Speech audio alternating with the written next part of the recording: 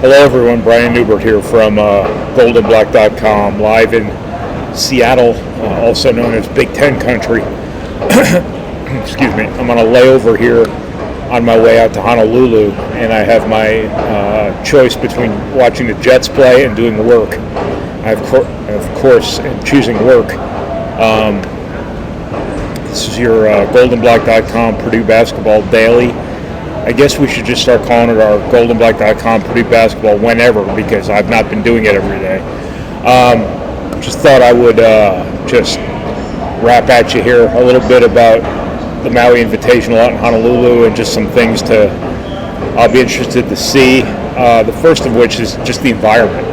You know, the thing that's always been really cool about the Maui Invitational, I've covered two of them before, is just how great the environment is, because you have fans who really want to be there, crammed into this really small civic center,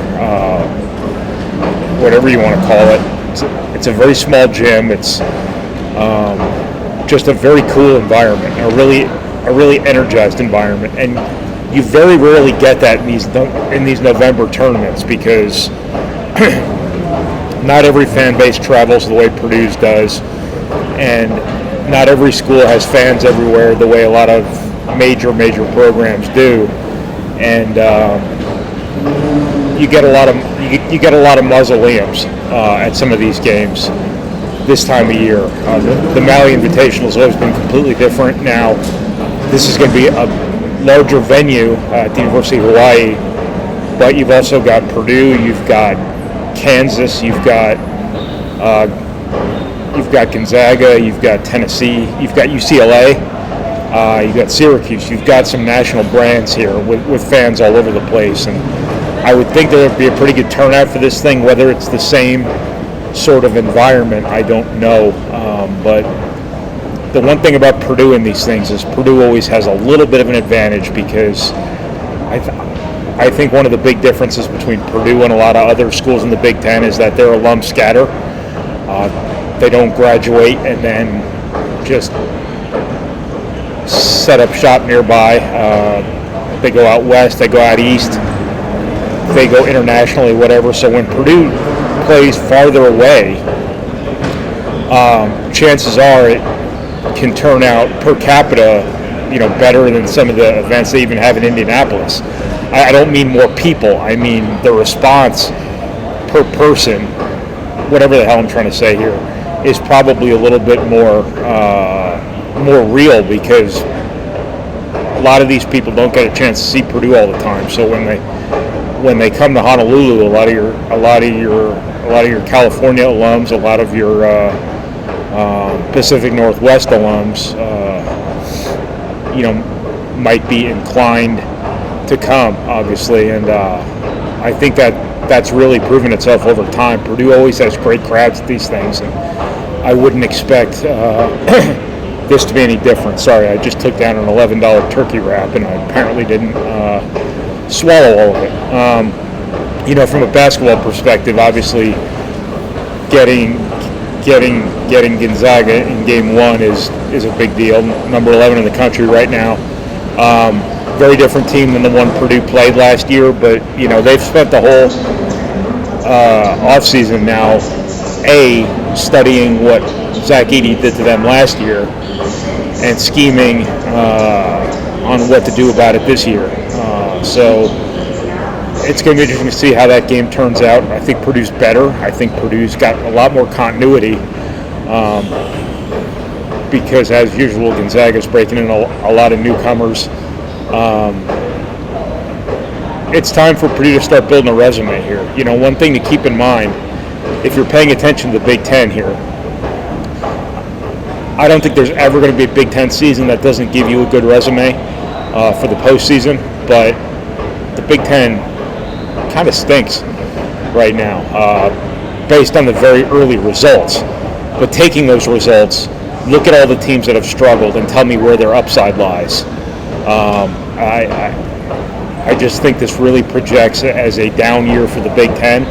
I don't say that in anticipation of Purdue winning it, and thus everybody can say afterwards, oh, the Big Ten was down because look what Purdue did last year. And I wouldn't call the Big Ten down last year. Anyway, the more quality wins you can get, great, at this time of year, as always, but maybe especially this year because of the fact that Big Ten might not sweet talk the computers the way it always does, and that strength of schedule stuff might not land the way it's landed the last couple years. Additionally, from a basketball perspective, I think, Purdue's got 5 games on tape now when you consider the exhibition games as well, of Braden Smith playing like a real budding star, and this is a great opportunity for him. Not that this matters in the grand scheme of things, but for him to really announce his presence as one of the better guards in college basketball. I think it's essential to do that on a Big Ten level, but I think he has the opportunity now to really establish himself as a guy that people around the country should be aware of. Also, it's going to be interesting to see how these really good teams with these really good coaches, with these really good players,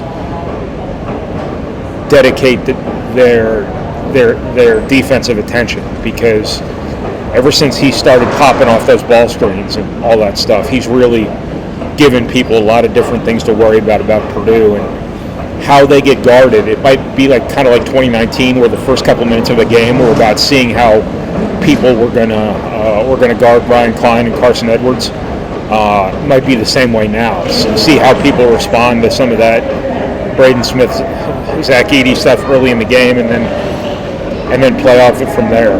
So this will be a good reflection of what kind of level of respect Braden Smith has already, claimed from a national perspective. Because of these teams Purdue's going to play out here, you got a lot of Hall of Fame coaches, and you got a lot of great players, and you got a lot of great teams. And how great coaches, great players, and great teams approach defending you tells you a lot about what kind of player you are. And I think Braden Smith's getting to the point now where he's that sort of guy that really commands everybody's attention. Purdue's got a couple of real potential difference makers here. I still think Fletcher Lawyer's got some games coming, and I still say when they've played 3 games that count anyway. But I think there's going to be games coming this year where Fletcher Lawyer just pops off, and I think this is a chance. Not that this stuff matters. Miles Colvin, Camden Heide to really surprise some people, kind of make their presence felt, so to speak. Be interesting to see how Purdue does offensively against a higher level of athlete, against a more physical opponent, against better players and better coaches.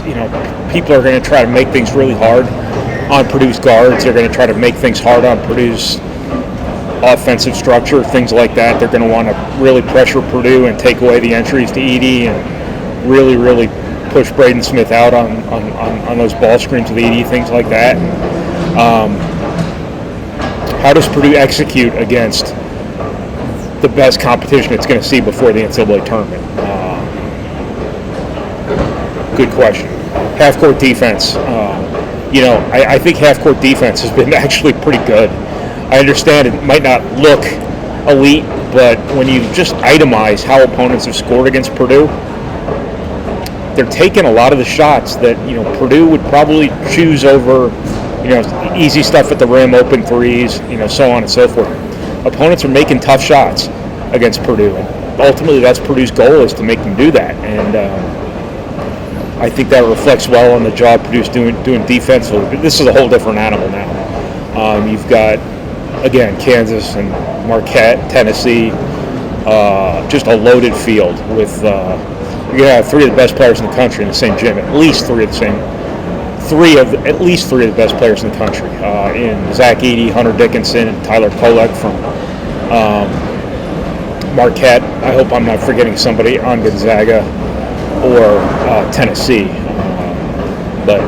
So it's going to be real interesting. I'm obviously going to be in Honolulu for the game, so I will have stories, analysis, so on and so forth, videos and whatnot from Honolulu. So by all means, check us out. Stay tuned to goldenblack.com, and I'll be talking to you. So if you're wondering where gates A1 through A10 are here in the Seattle airport, they're that way. So thanks, everybody. Take care.